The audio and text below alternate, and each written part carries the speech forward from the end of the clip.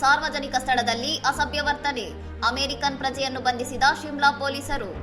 ಶಿಮ್ಲಾದ ಪ್ರಸಿದ್ಧ ರಿಡ್ಜ್ ಮೈದಾನದಲ್ಲಿ ಸ್ಥಳೀಯರು ಮತ್ತು ಪ್ರವಾಸಿಗರೊಂದಿಗೆ ಅಸಭ್ಯವಾಗಿ ವರ್ತಿಸಿದ ಆರೋಪದ ಮೇಲೆ ಜೋಶುವಾ ಕ್ರಿಶ್ಚಿಯನ್ ಎಂಬ ಅಮೆರಿಕನ್ ಪ್ರಜೆಯನ್ನು ಪೊಲೀಸರು ಬಂಧಿಸಿದ್ದಾರೆ. ಸದರಿ ವಿದೇಶಿ ವ್ಯಕ್ತಿ ಸಾರ್ವಜನಿಕ ಸ್ಥಳದಲ್ಲಿ ಅಸಭ್ಯ ಸನ್ನೆಗಳನ್ನು ಮಾಡುತ್ತಿರುವ ವಿಡಿಯೋ ಸಾಮಾಜಿಕ ಮಾಧ್ಯಮದಲ್ಲಿ ವೈರಲ್ ಆದ ನಂತರ ಪೊಲೀಸರು ಈ ಕ್ರಮ ಕೈಗೊಂಡಿದ್ದಾರೆ. ಹಿಮಾಚಲ ಪ್ರದೇಶ ಪೊಲೀಸ್ ಕಾಯ್ದೆಯ ಸೆಕ್ಷನ್ 114 ಅಡಿಯಲ್ಲಿ ವ್ಯಕ್ತಿಯನ್ನು ಗುರುತಿಸಿ ಬಂಧಿಸಿರುವ ಶಿಮ್ಲಾ ಪೊಲೀಸರು ಹೆಚ್ಚಿನ ತನಿಖೆ ನಡೆಸುತ್ತಿದ್ದಾರೆ.